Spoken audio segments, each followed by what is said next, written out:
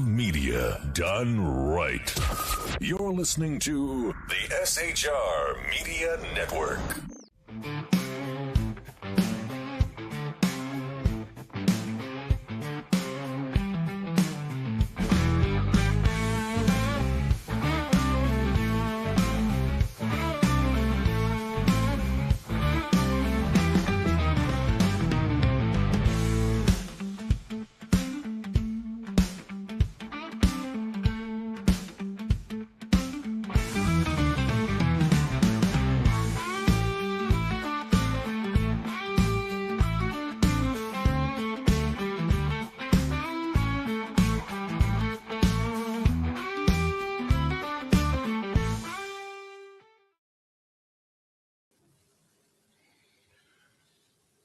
What is going on?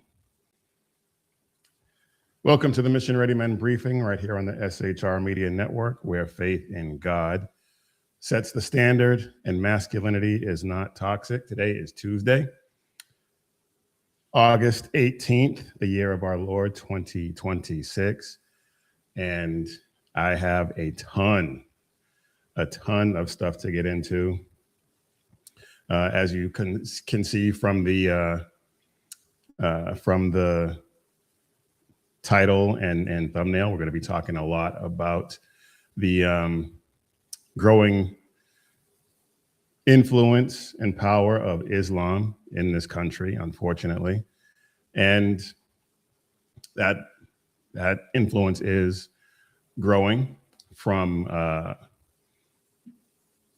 influences in the culture, demographics, especially electoral politics. We had the nomination of El Sayed in Michigan, which is just the latest sign. And the response that it's getting reveals some really deep divisions and deep issues having to do with faith, identity, immigration, Israel, and just overall political power. And so the question is, are we prepared for what comes next? But before we get into that and some of the other things that we're going to get into, please do us a favor, hit like, subscribe, share, help us to defeat the big tech tyrant's chokehold that is still hanging around. We're still growing, and we're so thankful for that. But every like, every share, every comment, every click, all of it matters. And it also matters over on the Mission Ready Men Briefing individual channel. It's the same content, same show, just a different way to access it. It's also on Rumble too, if you're so inclined. So do us a favor and head over there as well. We would love to hear from you.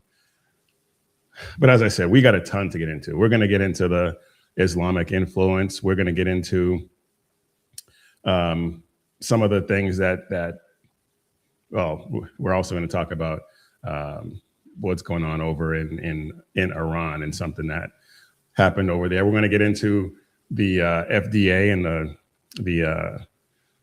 the food supply and the things that are going on with that, and a few other things as well. Like I said, we got a ton to get into, and hopefully I'll be able to get all of it in, but no guarantees. But the first thing I want to do, we're talking about Islam and its influence, and there are a number of different stories all circulating around that same idea. So we're going to talk about a number of those here tonight. Obviously, we mentioned El Sayed's nomination to the Senate as the Democrat nominee in Michigan. And he's a problematic candidate. He is a problematic candidate, and not just because he's a devout Islamic jihadist, and yes, I said that. he has a lot of connections to a lot of nefarious groups and individuals. And one example of that is his scheduled participation in a convention put on by the Islamic Society of North America in Detroit on September 4th through the 7th, so next month. And the issue is, aside from the obvious issue of the Islamic Society of North America being involved in this, the obvious, another thing is that one of the participants in this conference is a man by the name of, or a cleric, an Islamic cleric by the name of Tariq Masood, who's going to be speaking at this convention. And he has a history of, obviously he's an Islamic cleric, so he's got a history of making problematic statements throughout his career. But in 2024, he made some remarks comparing Hitler's views to Jews to Quranic verses, suggesting that Hitler was justified in the actions that he took. Let's take a look at this real quick. Michigan Senator candidate Abdul El-Sayed to appear with cleric who praised Hitler's Quranically correct genocide of the Jews. Now, there is a video here, but I'm not gonna play it because it's in Arabic or whatever, Urdu, whatever language he's speaking, and I'm just gonna read you a transcript of what he said. And I'm not even gonna read the whole thing because it's just ridiculous, but he says that what Hitler said, the Quran said 1400 years ago. He did this by observing. And then he goes on to quote Quran verses. Quran 5:64 says that there is no such evil and corruption in this world as that caused by the Jews. Allah says that you, meaning the Jews, are the biggest enemy of Muslims. And he goes on to praise Hitler for saying similar things, and we're just going to leave it. We're just going to leave that there because it's just ridiculous. And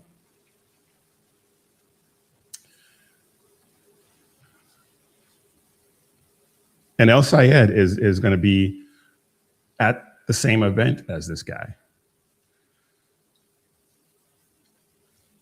And not just this guy. This guy obviously is a lunatic. But the Islamic Society of North America's history is also an issue because they are an unindicted co-conspirator in the Holy Land Foundation case, which we've talked about a few times here on the show. And El-Sayed's family has ties to this Islamic Society of North America and the Muslim Brotherhood. His mother was a key figure in funneling money to the Islamic State, millions of dollars. His father has ties to the Muslim Brotherhood as well. His sister, who we talked about before on the show, is a complete lunatic, which is interesting because she says she's a lesbian, and we know how Islam feels about that. So that's probably why he doesn't really deal much with her, but she is his sister. So there's that. Now his Senate campaign says that he's not going to be on the same panel with this guy. And so he doesn't endorse this guy or any other speakers that may have issues. And to that I say, Takia, he's lying. but I think we all knew that as well.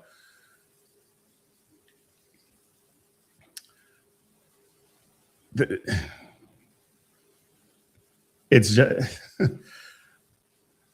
the fact that this guy has even a chance at gaining political office, high political office in this country, is insane. It is absolutely insane. Yet here we are. We're gonna keep talking about this. We're not gonna let up on this, because we can't allow this foothold into our politics any more than it already is. We need to just get it completely out, but one step at a time. Now, sticking in Michigan, Jake Lang has planned this Christian Crusader March, and it's scheduled for tonight. And I was preparing for the show, so I didn't have time to look and see what is going on in real time.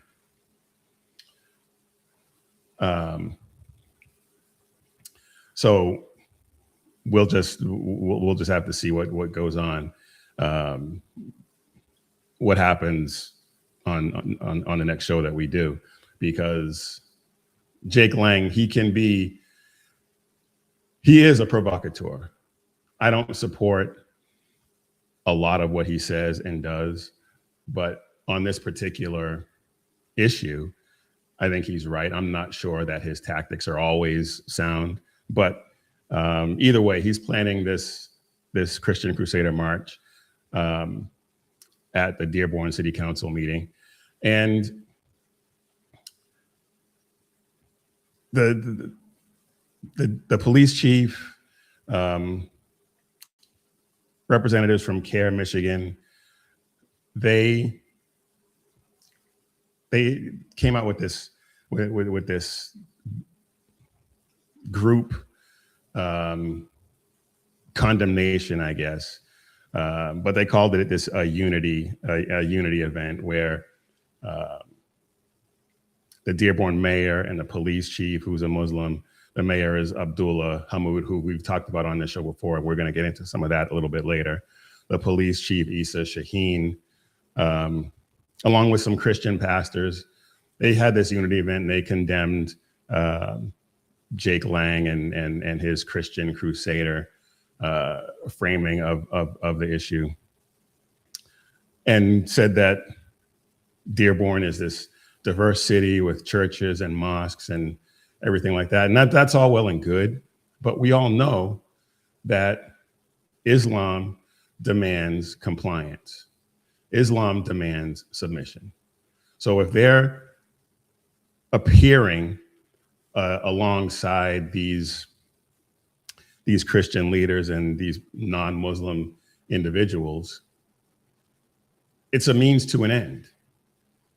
They're employing all of the doctrines that they have that allow for lying and deception. Taqiyya, Darura, and there's like 3 or 4 others that all have to do with being deceptive in order to advance the cause of Islam. And the fact that the Dearborn mayor participated in this should tell you everything that you need to know, because we've talked about this guy before on this show, where he berated a Christian at one of his city council meetings. So let's just remind ourselves about what this guy is all about. The best suggestion I have for you is to not drive on Warren Avenue, or to close your eyes while you're doing it. Now, just background. The person he's addressing in this clip just voiced his displeasure at streets being renamed after jihadists, after terrorists. And this is the mayor's response. to not drive down the street or close your eyes while you're doing it. It gets better. His name is up there, and I spoke at a ceremony celebrating it because he's done a lot for this community. And I think it's quite hypocritical to know that you're approaching this podium when you yourself have videos on YouTube standing in front of my mosque saying the cruelest of things about Muslims, about the religion of Islam, because you are a bigot and you are a racist and you are an Islamophobe. And although you live here, I want you to know as mayor, you are not welcome here. And the day you move out of the city. What happened to unity? I thought everybody was supposed to get along, but he just told a Christian that he's not welcome. I think we all knew that that's what he really thinks anyway, but. Well, but the day that I launch a parade celebrating the fact that you moved out of the city, because you are not somebody who believes in coexistence, you're somebody who tries to preach it, but in fact you do everything but that. So I just want to put that on the record. Every accusation from these people is an admission. Because that is exactly what Islam does. Islam he has no interest whatsoever in coexisting with anyone except other fellow Muslims. Of that, you can rest assured. Because that is what they require. They require Islam to be the dominant force in the world. I've played so many clips of all of these imams, of all of these clerics saying exactly that. And now because Jake Lang is organizing this march, we're supposed to believe that he's all for unity now? Come on. This was just last year.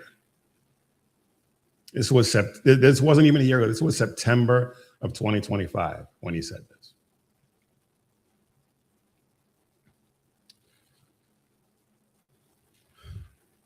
So this is what we have to deal with in Michigan and in other places around the country, because there's we all know what's going on in Texas.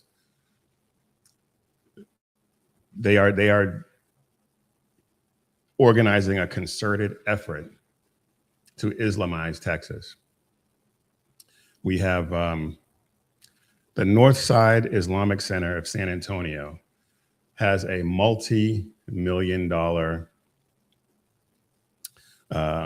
Islamic center, mosque and community center on 7.5 acres or something like that in Stone Oak, which is near Camp Bullis, an Air Force and Marine Joint Base just outside of San Antonio.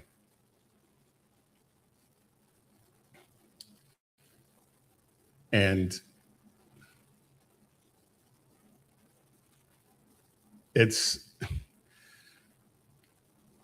I don't understand why we are allowing all of this to take place. Why a multi-million-dollar Islamic center within a half an hour of one of our military bases.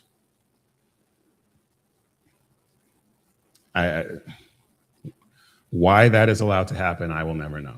I will never understand. Absolutely never understand. And one of the people in charge of this effort, Imam Abdul Rahman Khattab, has talked about October 7th as a day of remembrance. And of course, he's a Muslim, so of course, they all celebrated October 7th, just like they celebrated 9/11. And these people are going to have footholds and enclaves in and around our military bases. And I fail to understand why it's allowed to happen. I really don't understand it. Do not understand it. And if we're not careful and if we're not prayerful, we could end up like Europe. We could end up like Ceuta, Spain. We could end up like mainland Spain. We could end up like pick a European country, not Poland or Hungary, because our political leaders don't have the political will that the leaders in Poland and Hungary seem to have. Speaking of Europe, Geert Wilders, he wrote a recent column in, what was the publication he wrote it in? The publication he wrote it in escapes me, but there is a clip of him that I think we all need to see, where he lays out exactly what's happening. And then he challenges the United States if we're going to let it happen the way it happened in Europe. He says that, let's just let him tell it. The 7 lights, unfortunately, almost have all gone out in Europe. And I'm sure you don't want it to happen in America too. But do not think that you are safe. You already had 9/11. The United States today are the next on the menu of the crocodile. Islam has already arrived on your shores, from the Atlantic to the Pacific. The lights of freedom, safety, identity, prosperity, integrity, and justice are under attack here too. And he is not wrong. I mean, we see it every day. I talk about it all the time. And we'll continue to talk about it until we get it under control. And by under control, I mean out of the country. Look at Minnesota, where Somalis are taken over and have elected Ilhan Omar to the US Congress. She sneers at the country that gave her refuge and a passport and brags about advancing a Somalia interest in Congress. Another point that I've made numerous times on this show: no lies detected yet. Look at Dearborn, Michigan, the first Islamic majority city in the US, where Mayor Abdullah Hammoud told a non-Islamic citizen of a city who objected to naming a street in honor of a jihadist, he said to him, "You are an Islamophobe, move out of here." Look at New York City, where the newly elected mayor, Zohran Mamdani, took his oath on the Quran, the book of hate. He refuses even to condemn the jihadist phrase, globalize the intifada. That was a big thing that just went nowhere because the American Pravda loves him and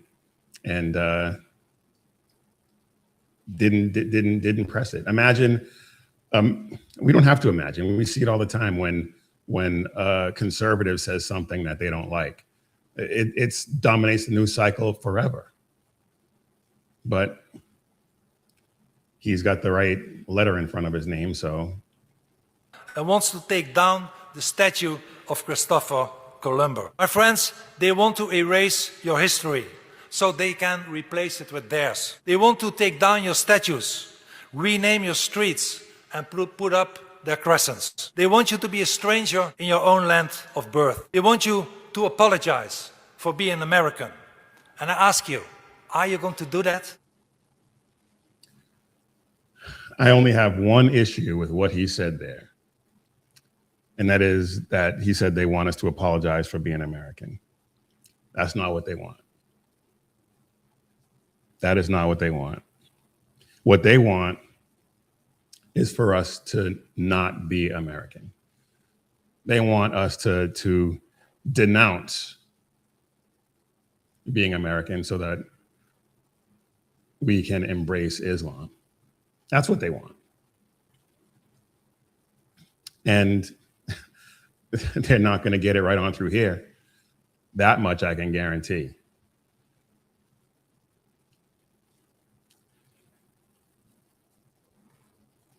But other than, and that wasn't even a lie. That was just what I think is his mistaken take on it. But he did not tell a single lie.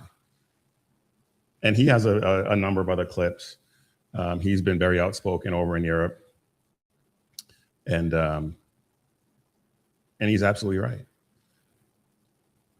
Now, before we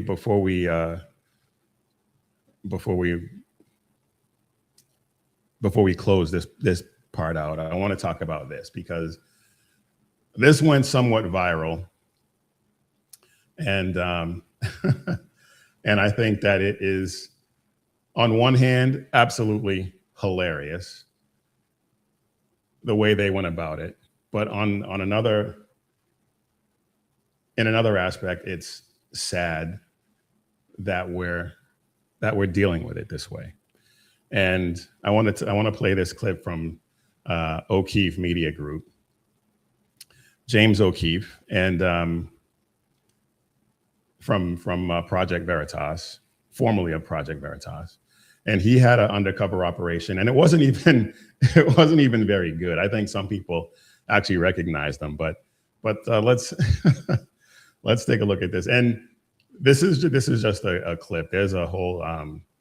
This is only about a minute long, but there's an 11 or 12-minute clip on X that you should check out because it gives a lot more color and detail. But check this out. In Minnesota, you can show up on Election Day and vouch for up to 8 unregistered voters. Members of the Justice League dress up in traditional Muslim attire, including a transgender wearing a burqa, disgusting, and put this vouching law to an extreme test on primary day, August 11th. Gonna be a baller, shot caller, 20-inch blades on the Impala. The vouching. You're vouching for. I vouch for them. Oh, great. Is that okay? Yes. How does that work? Well, if you're all in the same precinct, Yes. and you are already registered, which it looks like you are, then you can vouch for them as ID for them. Oh, good. She says to me, I says they do not need ID. She says, you are the ID. He is the ID. See, I am the ID. And no ID needed. I just vouch for them. Well, It's you're good. the ID. I am the ID. It's good. How many people may I vouch for? What is it? It's 8? I thought it was 6. I can vouch for 8 people.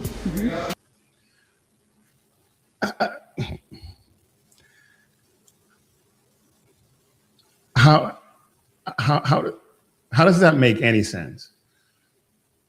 How can anyone look at that and conclude that our elections are 100% safe and there's no fraud, there's no shenanigans going on whatsoever?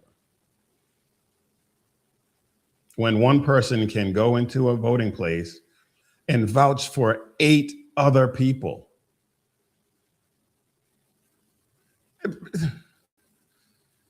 How does somebody please explain this to me like I'm 5, because I don't get it.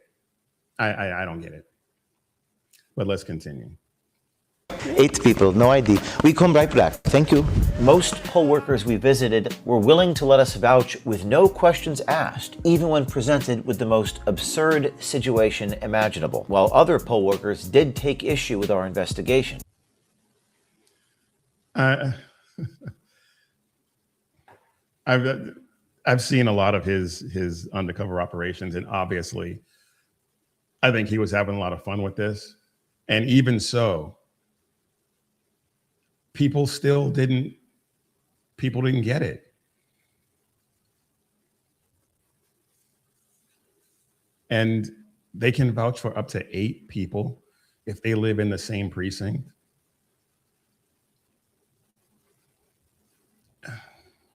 It makes absolutely no sense. And the Secretary of State is trying to say that the video is a lie and that's not happening. But the law, and I don't have the page right in front of me, but if you can check it out for yourself. The law is plain. This is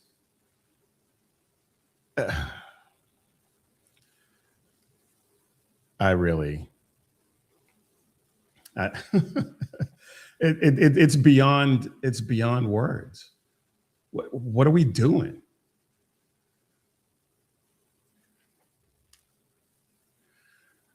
I was going to talk about Hassan Piker, but we can talk about that fool another time, because I want to get to some other stuff. But just to close this part out, when I talk about this on the show, when I talk about Islam, when I talk about these issues, one of the most common responses that I get, whether it's in the chat, thank you all for being in the chat, by the way, and thank you to the moderators for holding it down. But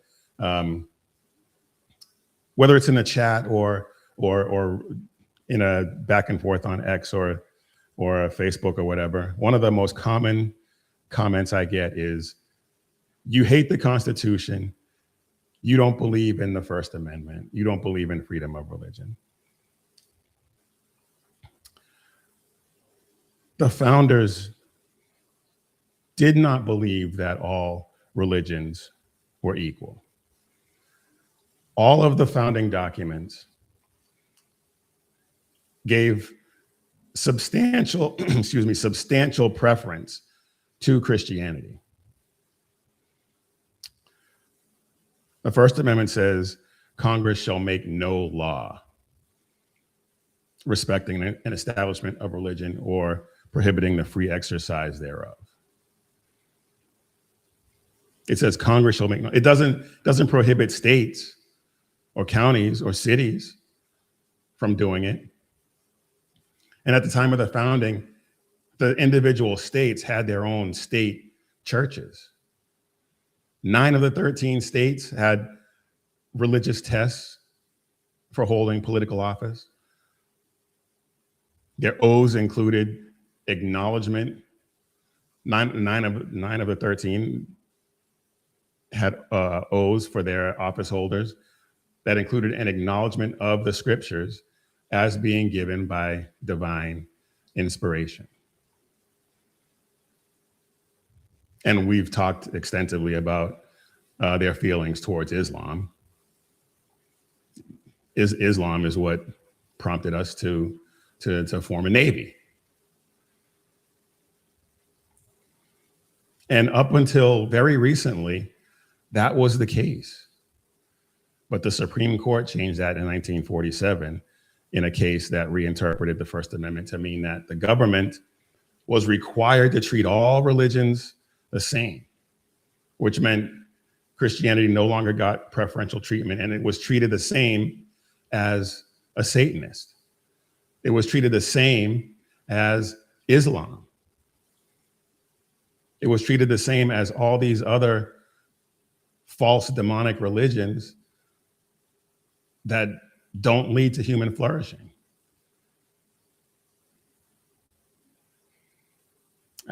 I could spend a whole show on this, and probably will do a whole special show on it soon, because it's a very important topic that needs to be addressed in some detail. But Islam is gaining traction in this country, and we got to put a stop to it, because when you look at all of the places around the world where Islam has gained a foothold, and that's what I don't get about people who say, well, it's freedom of religion. When you look at all the countries around the world where Islam has taken over, society goes into the crapper. Women no longer have rights.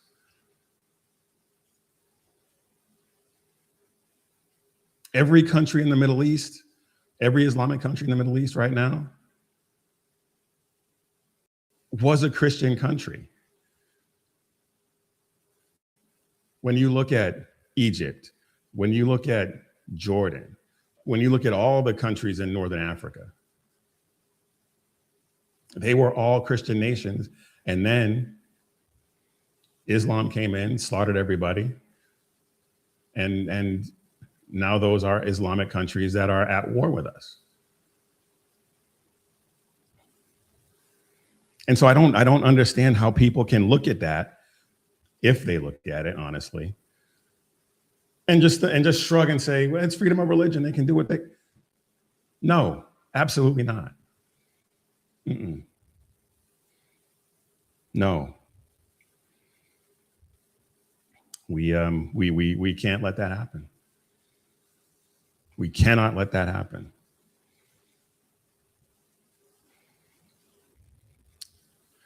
All right, let's move on because we got a few other things I want to get to.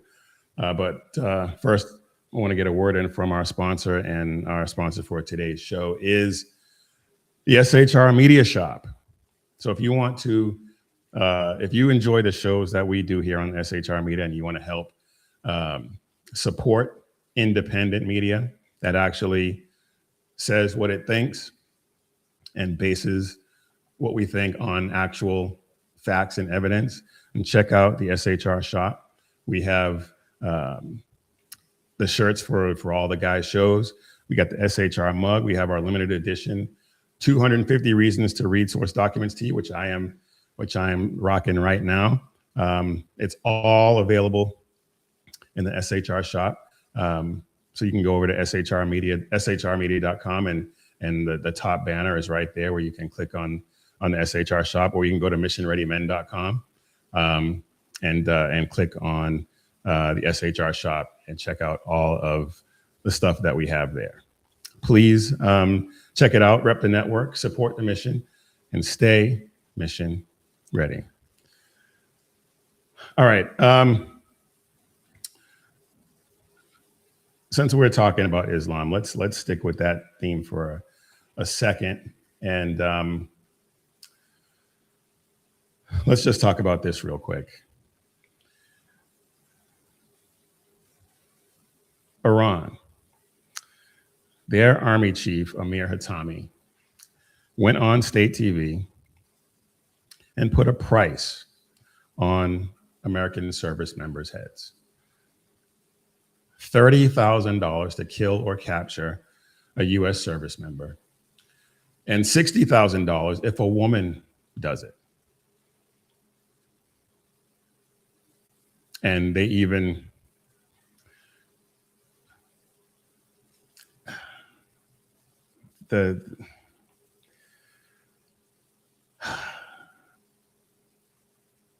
they even tossed in a kind of a souvenir program where they'll buy the weapon that they use that double its value and put it in a museum to commemorate the occasion.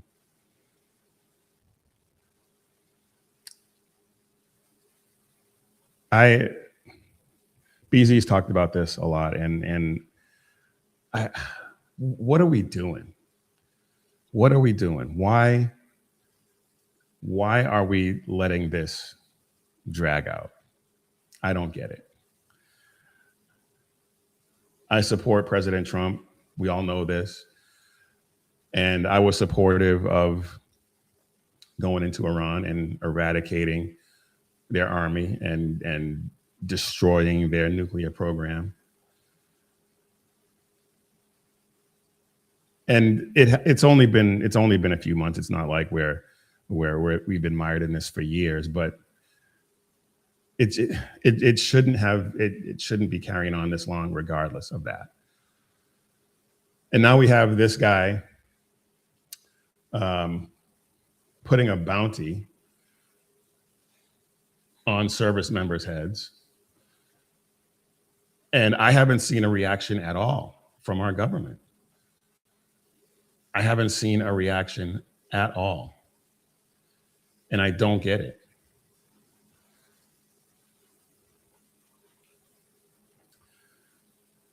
I'm not going to play the video because it's in Arabic or Farsi or whatever it is that he speaks, and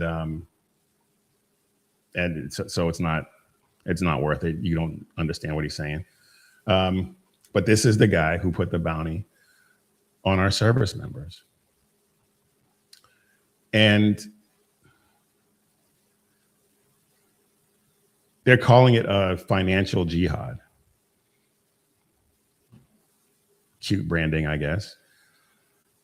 And they're claiming that it's because Iranians were begging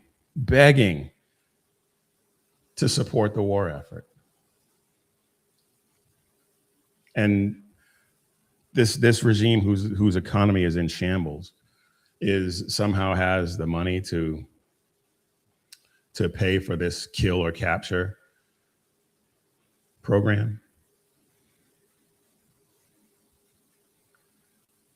And like I said, no response from us.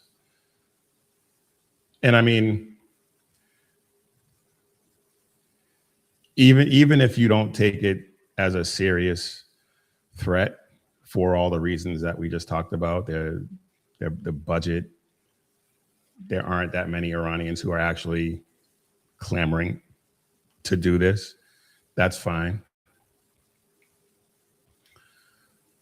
But make no mistake, there are some that will do this, or at least attempt to. It's not like they haven't tried.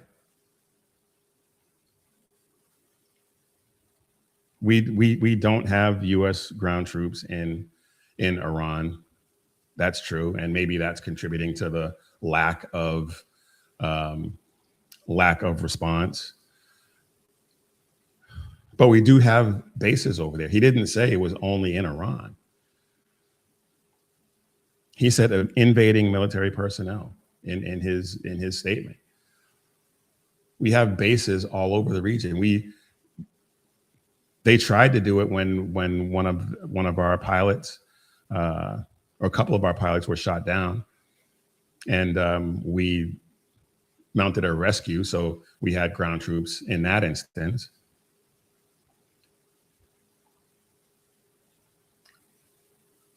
But I mean, we have what, 50, 60,000 troops over there on the various bases in Jordan and Kuwait and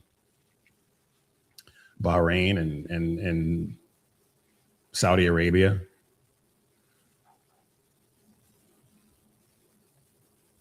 And they did offer money when that pilot went down. And now they're going double or nothing.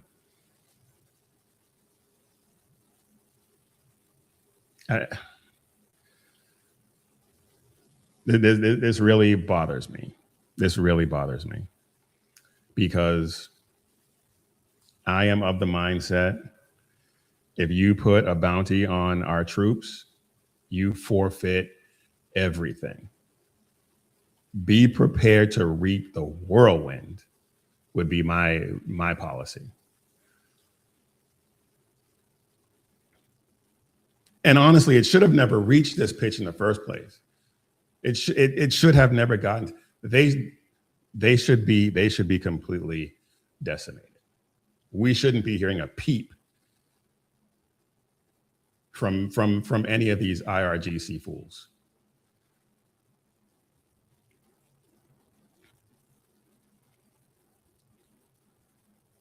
But he also said that the United States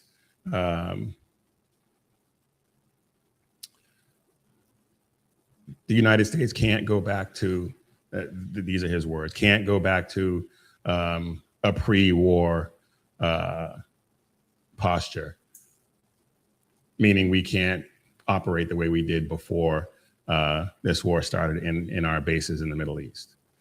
He said we don't have any more permission, as if we need it, from him to enter the Gulf, or the Gulf of Oman or Hormuz. He's acting like he runs. He acts like he runs things over there. And why we haven't disabused him of that notion is beyond me. I really don't. And this is a problem on a few levels, because we have the 60-day window that has expired. The ceasefire has been violated. Hormuz is a choke point. Gas is expensive. The cost of doing business, which I would be fine with that if we were actually doing business. But it doesn't seem like we are.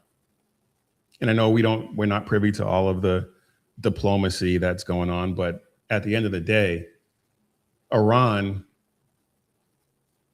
they're only engaging in this diplomacy to drag things out.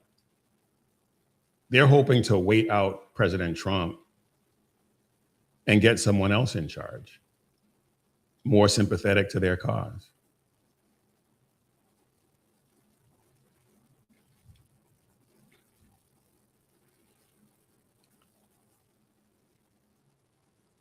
I know some people think this is just rhetoric and bluster coming from this guy. But at some point,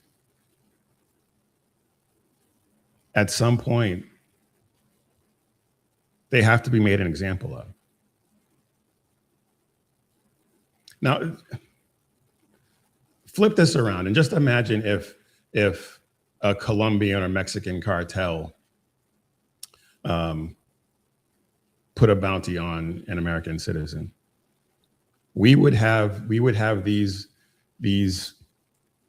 mindless talking heads on BS Now and CNN talking about creating a task force and going in there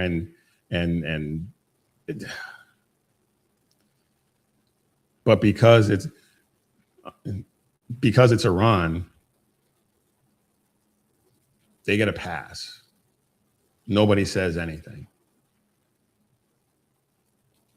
I looked, and maybe I'm wrong, but I looked for any stories on this from CNN and BS Now. I didn't see any.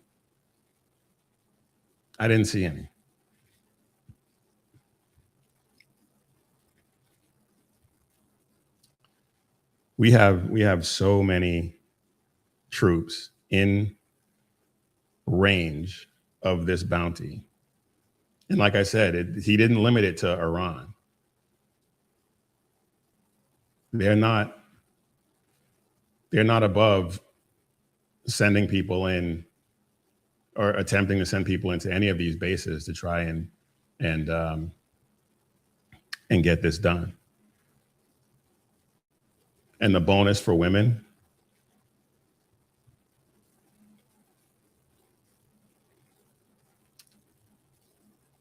this is how regimes learn that, or at least come to believe that you're not serious, because it hasn't even been addressed.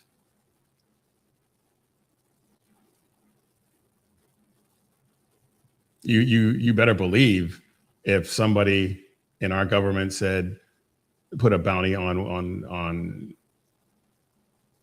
Iranian soldiers, IRGC soldiers, they'd respond. They wouldn't be able to do anything about it, but they'd issue some kind of response. But us as crickets, I don't get it. I do not get it.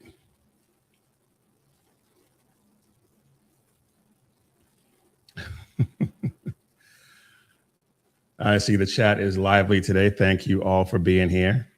And thank you to the moderators for keeping it civil in there. I really appreciate it. Let's move on to something else before we get you guys out of here. We still got some time. And I want to talk about this because something that's been that my wife and I have been talking about and addressing in the way we eat. We've been doing this for a long time, and we both were into fitness for a long time, and so we always tried to eat healthy. But our food industry makes it very, very difficult. And then when you start to look at the things that are in the food that we eat, especially the ultra processed stuff, and even the stuff that's marketed as healthy, it's a problem. It's a problem.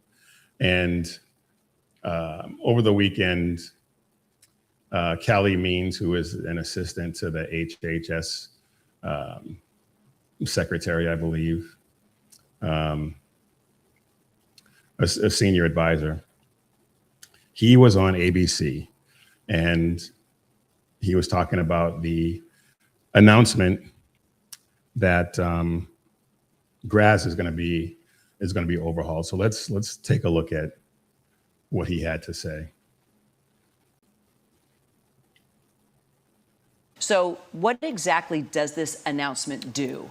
Yeah, so what happened today, GRAS reform, is widely regarded by the left and right as the most important food regulatory effort of the past 30 years. This is what everyone has been clamoring for.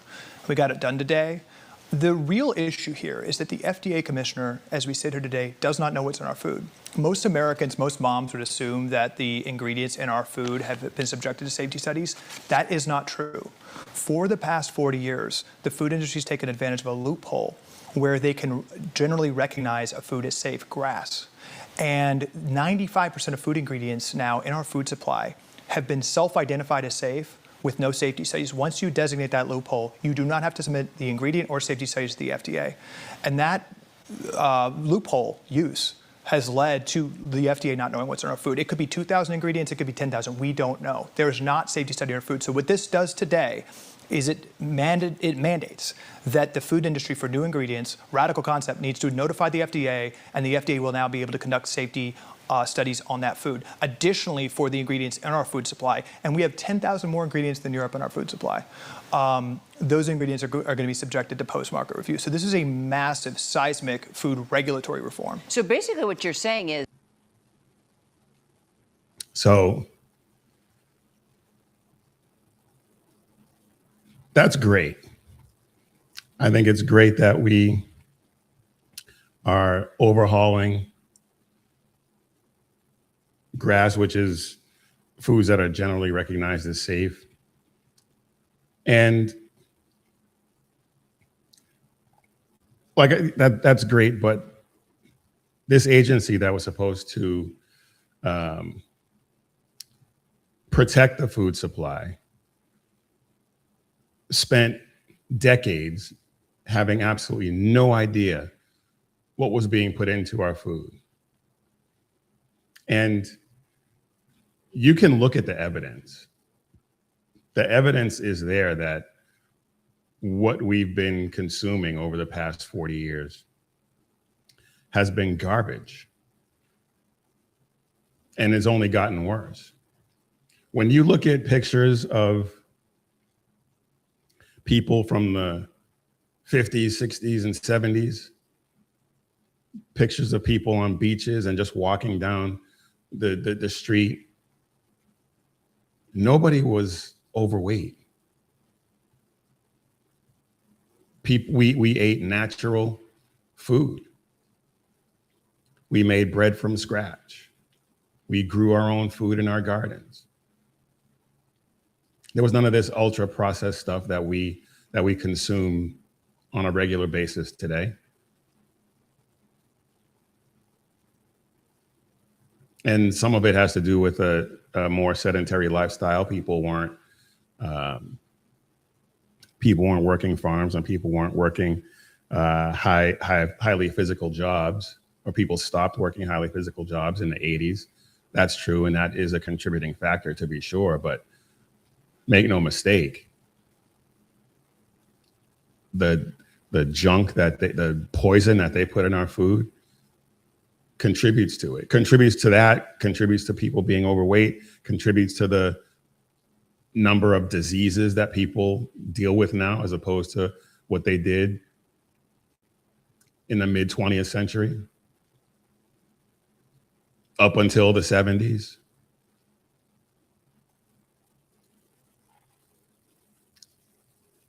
So it's this is great.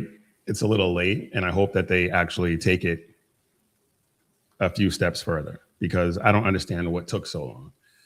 If he said people have been clamoring for this for decades, then what took so long?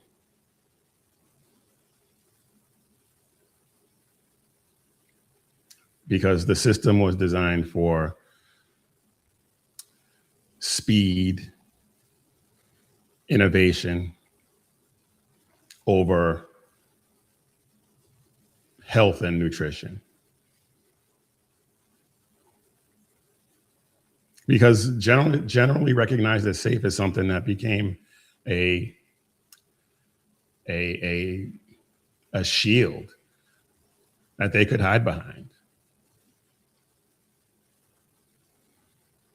Because every time they would point to chemicals, the response was the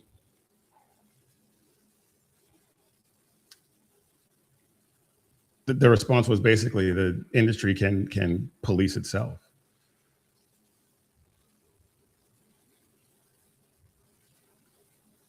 And so now the question is, well, why can't we stop it immediately? And why can't we define GRAS to mean only all natural foods and ingredients? Unfortunately, it doesn't work that way, but it should. Right now, the FDA, for some reason, doesn't have authority to demand pre-market approval for every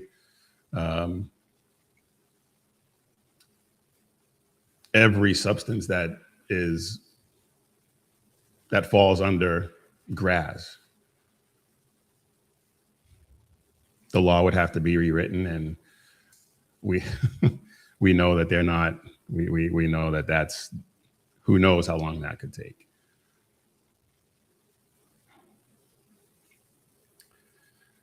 And yeah, I know that there would probably be some supply chain issues, and they would have lobbyists telling us why that was impossible and blah, blah, blah. But it's probably something, it's worth the fight. It's worth the fight, because right now we are sicker than we've ever been. We are heavier than we've ever been. And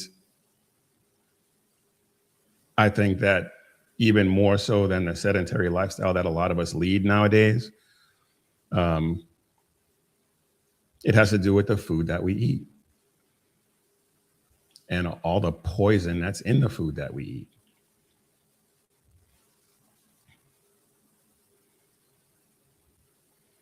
We let them poison our food supply because we built this regulatory system that made it legal for them to do so. And then spent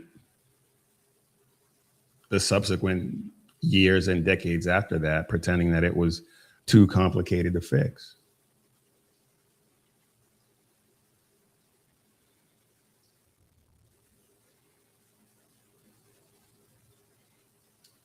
We can't be willfully blind about this stuff anymore, because our health is at stake.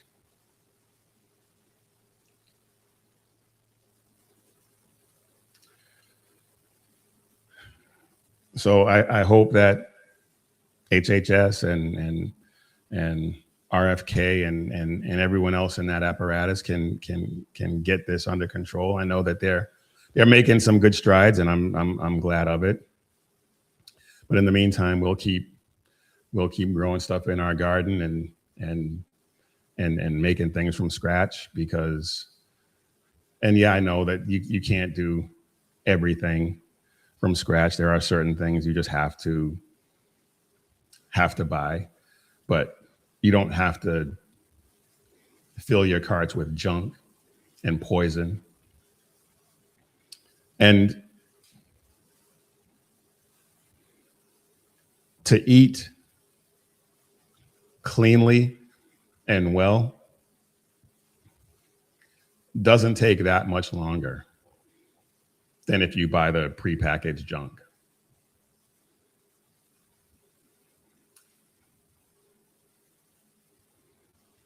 But if you want to, keep poisoning yourself.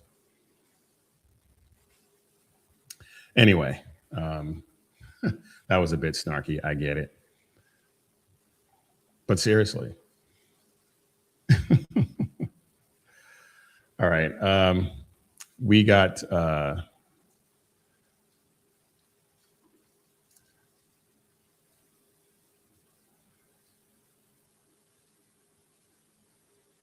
Squatch. It can be, but it doesn't have to be.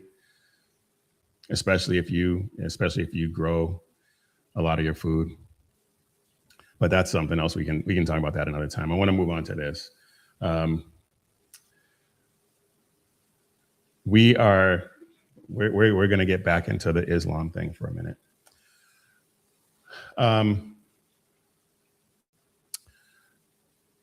We talked about this. We talked about this last time, or maybe it was a couple of shows ago. We talked about the Muslim foot washing stations that were proposed at DFW Airport, and Greg Abbott stepped in and decided he was going to take away grants from the airport if they went through with this, and they decided not to. So there won't be, at least for now, there won't be any Islamic foot washing stations at DFW Airport. Great. But the problem is that it's kind of too little too late, because DFW already had post security ablution stations in the airport since 2019. This was just an expansion of that. They were just gonna fold in these old ones into the new facility. So yeah, it was great. It was great optics for them, but you don't even have to really dig too deep to realize, yeah, so what? And then it gets even better, because George Bush Intercontinental Airport already had dedicated ablution rooms in one of their terminals, connected to a prayer room and a mosque. And so that raises, raises the question, why now? What changed? What was it about DFW that made him step in that way, but didn't do it in 2019 when the Houston airport did it?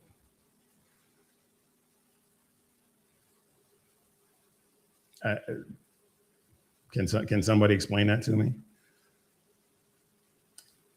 There's I have a clip here of one of the of a report of that. Let's take a look at that real quick.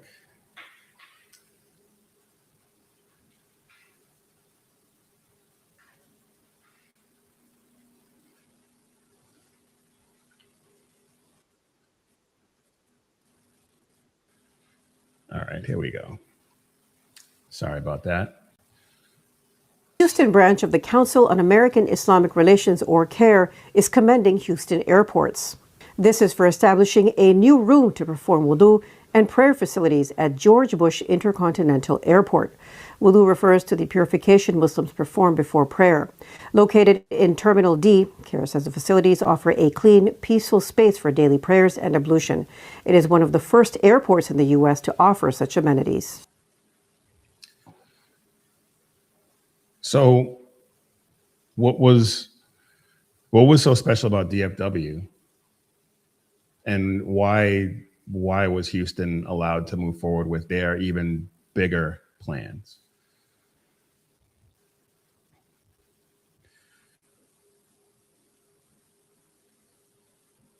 The only thing I can think of is that it wasn't as big a deal. It wasn't as much in the public eye as it is now. But it still reeks of hypocrisy on his part. Yeah, he stopped at DFW for now, but how do we know it's not going to go forward with some private funds next year or 6 months from now?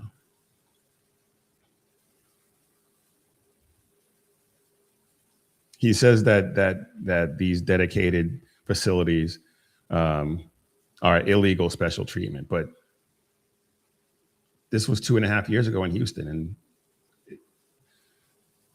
did something change? Was it legal then and it's no longer legal now? I don't think so.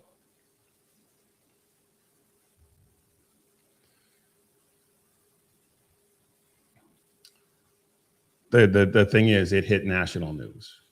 It hit national news, and he wanted to look like the big man.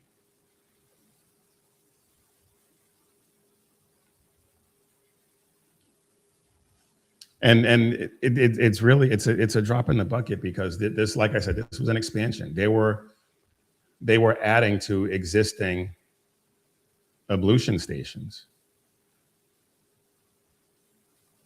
Houston built a purpose-built a mosque inside the inside the airport.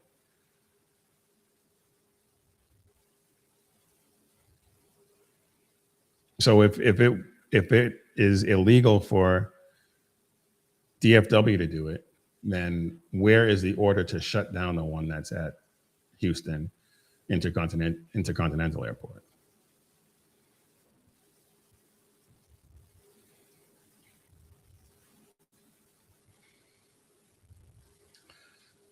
They say that these facilities are available to everyone in Houston. I dare a Christian to try, or any non-Muslim to walk into one of those facilities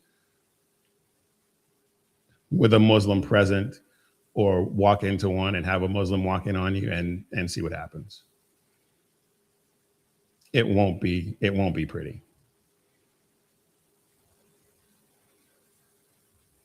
Because that whole anyone can use them line, yeah, that sounds great. But I think we all know how that works in reality. To say it doesn't. Because, I mean, they've told us, and I played the clips, they told us they want to buy churches and turn them into mosques. If they already have a mosque in the airport, you think they're going to let some Christians walk in? You think they're going to let some? No, it's not going to work that way. It's not going to work. So Greg Abbott got the optics win, I guess. But if you pay attention, if you're paying attention, the record is clear. DFW they canceled a proposal to expand something that was already there. Houston's facility is open and in use, and there's crickets. That's the record.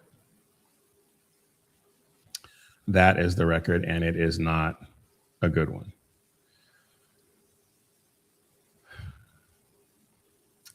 All right, let's, I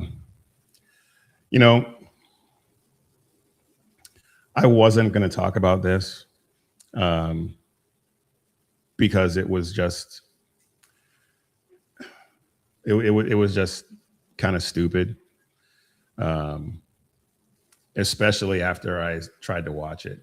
I'm talking about the debate, the so-called debate between Andrew Wilson and Candace Owens. Now, a lot of people might not know who Andrew Wilson is. I've been, I don't want to say a fan of his, but I've followed him for a couple of years now. He's a really good debater. He teaches debate.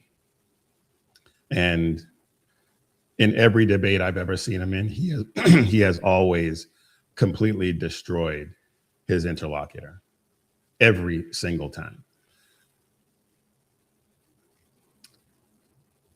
And so I initially planned to watch this. And when I clicked on it on YouTube, I saw that it was over 4 hours long. And I was like, I don't want to talk to anybody about a subject I enjoy for 4 hours.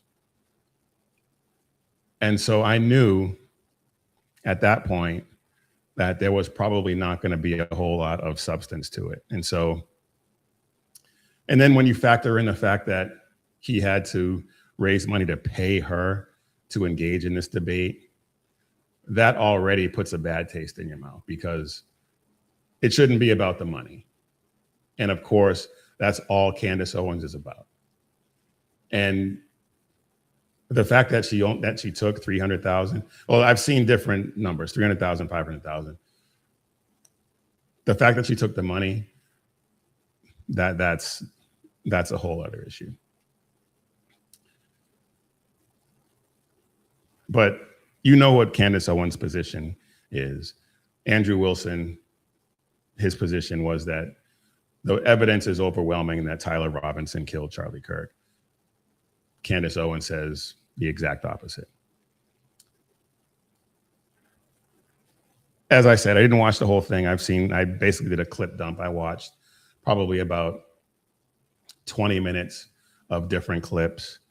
And I think I got the gist.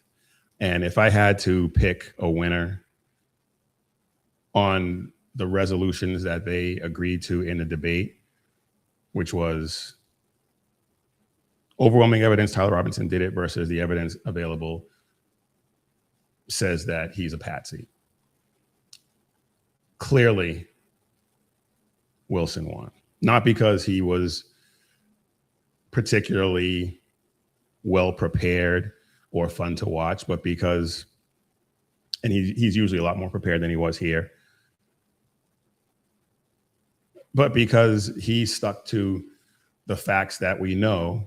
And Owens spent the entire time talking about feelings and vibes and just asking questions, and said that she has 0% confidence that Tyler Robinson killed Charlie Kirk. And this is, I don't want to spend a whole lot of time on this, but I do want to show a couple of clips that illustrate why this is utterly ridiculous. And anyone who watched all 4 hours of it wasted 4 hours that they will never get back. And I never had any respect for Candace Owens. I kind of lost a little bit of respect for Andrew Wilson after this, because yeah. Anyway, let's just take a look at it.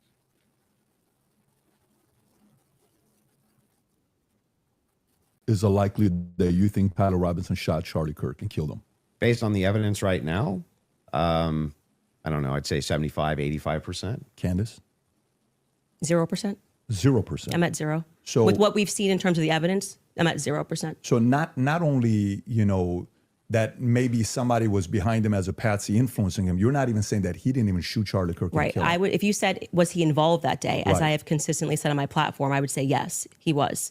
I don't know what role he played, but as the shooter, 0%. Do you have any evidence for it? For what? My percentage? The fact that he didn't shoot and kill Charlie Kirk. Yes, which I'm hoping we're going to get to all of the evidence that he feels that he has. I mean, I'm not even convinced that Charlie was shot from the rooftop on Losi that day. Where do you go from there? How can you even have? Andrew Wilson should have gotten up right then and there and said, thanks for having me. Because it was that, if you can't agree on the basic facts,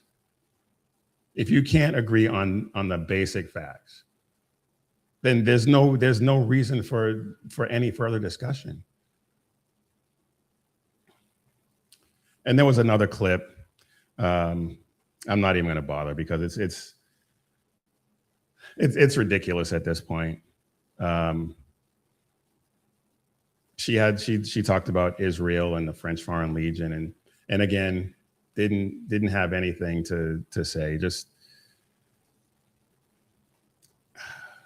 I don't even understand. I don't get it. I really don't. And when you look at the people who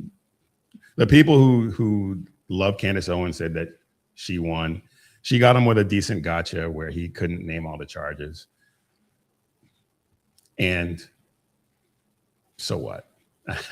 I mean, I didn't know all the charges either. And of course, Andrew Wilson's and PBD's followers all believed Andrew Wilson won. Bottom line is nobody really won, especially people who watched all 4 hours. Those people lost. They lost those 4 hours. And Patrick Bet-David, in all the clips I've seen, he looks like he wanted to be anywhere but there. And nobody learned anything. No new information was presented. Nobody learned anything from this exchange. People who believed that Tyler Robinson shot Charlie Kirk still believe that. People who believe the bat crap crazy theories from Candace Owens still believe them. It was a waste of time. It was a total waste of time. And hopefully when the trial happens, we'll finally get some clarity and closure. But even, and here's the other thing. Before I'm gonna end right here, but if anything that she said had any merit whatsoever, Tyler Robinson's defense team would be all over it. But his defense team completely denounced all of it. Denounced all of the conspiracy theories, denounced her, not by name, but you could infer what they were talking about when they made their denials.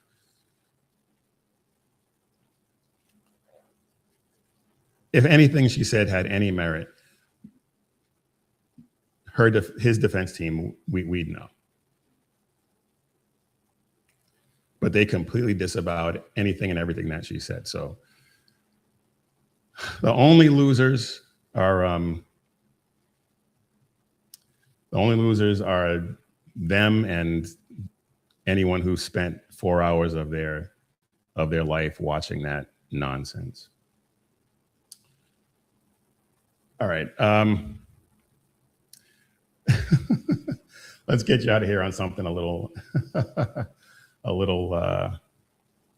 lighter before we close it out. there is a person on TikTok who she made these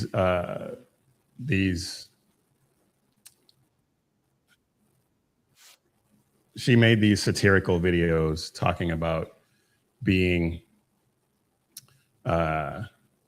trans Black. And of course, a lot of people lost their minds because they got nothing better to do, I guess. I thought it was absolutely hilarious. And we're going to take a look at a couple of them because, yeah, I'm not going to play the entire thing of both of them, but I just want you to see, because the points that she makes are 100% legitimate and hilariously done. So let's take a look at this one. This is my trans Black journey, part 1. Transracial Black women like myself have a more beautiful understanding of Blackness than cisracial Black women. And that's what I want to talk about today, especially because of all the propaganda nowadays telling Black women to hate themselves.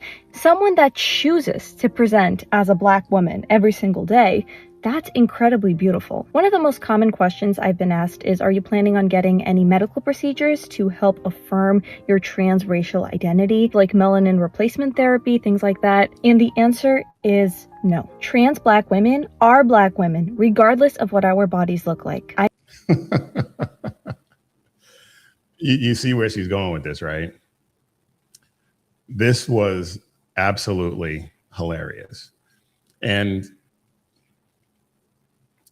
I would say that what she's saying makes a whole lot more sense than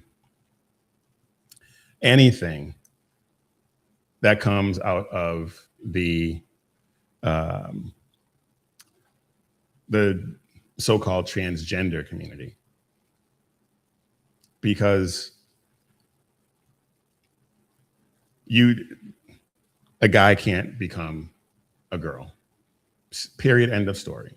No matter what they knit, tuck, chop off, add on, they're still a dude.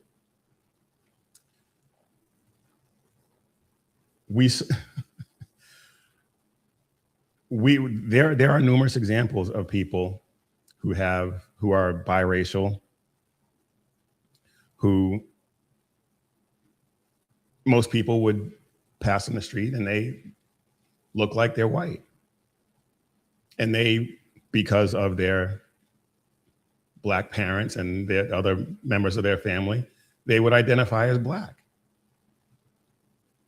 So that to me makes a lot more sense than like I said, anything coming out of the so-called trans community.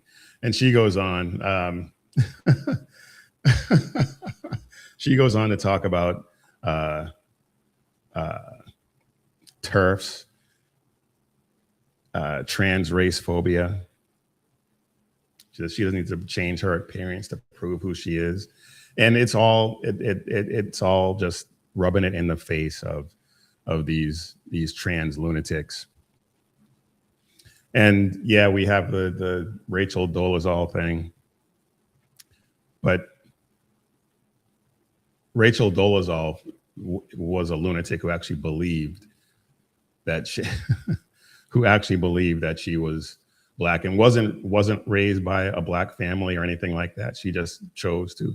And I shouldn't say she's a lunatic, because like I said, it makes more sense to identify as a different race than a different gender.